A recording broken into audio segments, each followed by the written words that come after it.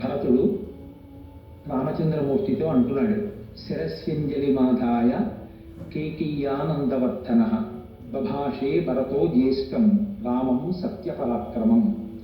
ఇక్కడ కైకేయానందవర్ధన అంటారు భరతుడిని. అంటే కైకేయి యొక్క ఆనందమును వృద్ధి చేసిన వాడు. సాధారణంగా కొడుకుకి ఉన్నటువంటి పేరు సంస్కృతంలో నందనుడు అని. అంటే ఆనందమును కల్పిస్తాడు తల్లిదండ్రులకి. అందుకే దేవకీ నందనుడు, పార్వతీ నందనుడు. నందన శబ్దాన్ని తల్లితో కలిపి వేస్తారంటే తల్లికి ఆనందమునిచ్చేటటువంటి వాడై ఉంటాడు అని. కన్న కడుపు అని కదా కోతరగారంతటి వారు మహాభాగవతం చేస్తూ, చేతులారంగ శివుని పూజింపడేని నూరు నవ్వంగ హరికీర్తి నుడువడేని దయ్యు సత్యము లోనుగా కలపడేని కలుగనీటికి తల్లుల కడుపు చేటు అంటారు.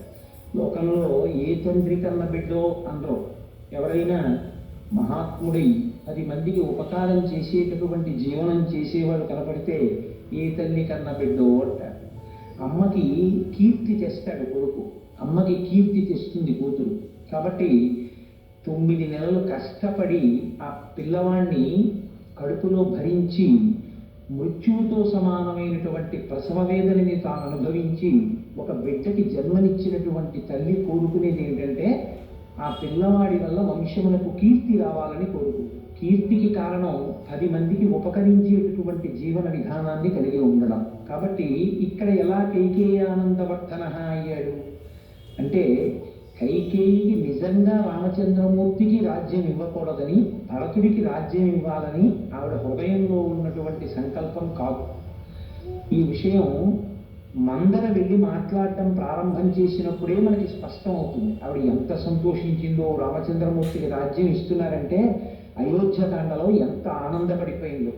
కానీ మందర లేనిపోయినటువంటి భయాన్ని సృష్టించి ఆమె మనసుని కదిలిపోయేటట్టుగా చేసింది. అందుకే దశరథ మహారాజు గారు నిన్నటి రోజున దర్శనం ఇచ్చినప్పుడు రామచంద్రమూర్తికి, రామ, దేవతల యొక్క సంకల్పం ఇది, నేను పెట్టిన ముహూర్తానికి పట్టాభిషేకం జరగకూడదు అని దేవతలు నిర్ణయించారు. అందుకే నేను పెట్టుకున్న ముహూర్తం భగ్నమైపోయి నువ్వు అరణ్యవాసానికి వెళ్ళావు. నువ్వు అరణ్యవాసానికి వెడితే తప్ప రావణవధ జరగదు అని సంకల్పించిన దేవతలు కైకేయి చేత ఆ కోరిక కోరేటట్టు చేశారు అని చెప్పారు. కాబట్టి నిజానికి కైకేయికి రామచంద్రమూర్తి యొక్క పట్టాభిషేకాన్ని పాడు చేయాలన్న ఉద్దేశ్యం కానీ, భరతుడికి రాజ్యం ఇవ్వాలన్న కోరిక కానీ లేని తల్లి ఆవిడికి రాముడు రాజు కావడమే ఆవిడికి ఇష్టం. కాబట్టి అక్కడ ఉన్న వాళ్ళల్లో రాముడి పట్టాభిషేకం చూసి ఓర్వలేనిదిగా మనం అనుమానపడవలసినది ఎవరైనా ఉంటే కైకేయి గురించి మనం ఏమైనా అనుమానపడతామేమోనని మహర్షి మరొక్కసారి జ్ఞాపకం చేస్తున్నారు. కైకేయానందవర్ధన. నిజంగా కైకేయికి రాముడు రాజు కావాలని కోరగలిగినటువంటి విశాలమైన హృదయం ఉండడం ఒకెత్తు, రాసరికం తనకి అయాచితంగా లభించిన 14 సంవత్సరములు రాజ్యం చెయ్యవయ్యా అని రాముడే అధికారం ఇచ్చిన, రామ పాదుకలు పెట్టి రాజ్యం చేసి ఒకవేళ భరతుడికి రాజ్య వ్యామోహం ఏమాత్రమైనా కలిగినట్లు నీకు అనుమానం కలిగితే నువ్వు వెనక్కొచ్చే హనుమ, నేను రాజ్యాన్ని భరతుడికి ఇచ్చేస్తాను అని రామచంద్రమూర్తి ప్రతిపాదించిన 14 సంవత్సరముల అధికారము తర్వాత కూడా అధికారమునందు ఏమాత్రము వాంఛ లేకుండా, ఇది రాముడిని నేను పరిపాలిస్తున్నాను తప్ప నేను పరిపాలిస్తున్న వాళ్ళను కాను అని ప్రతిక్షణం జాగరూకుడై ఏపాటి అభిజాత్యమో పెంచుకోకుండా రామ కింకరుడిగా మిగిలిపోయేటువంటి మహాపురుషుడు భరతుడు. ఆయన అలా ఉండబట్టి కైకేయి యొక్క కోరిక ఇవాళ తీరుతోంది. కాబట్టి ఆయన కైకేయానందవర్ధన, శిరస్యంజలి మాధాయ. ఇప్పటిదాకా తాను అధికారంలో ఉన్నాడు, తానే పరిపాలన చేశాడు. అయినా రాముణ్ణి చూసేటప్పటికీ ఎంత వినయం అంటే ఆయనకి శిరస్యంజలి మాధాయ.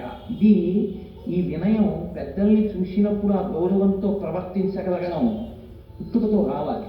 రాకపోతే ఏమవుతుందంటే ఎవరిని ఎక్కడ గౌరవించాలో చేతకాంతనం అలవాటు. కర్తవ్యం కృతం కార్యం సతామన్యం విధీరయి. పెద్దలకి కోపం వస్తే ఎందుకు వస్తుందంటే చెయ్యవలసిన పనిని చెయ్యవలసిన సమయంలో చెయ్యకపోవడం వల్లే కోపం వస్తుంది.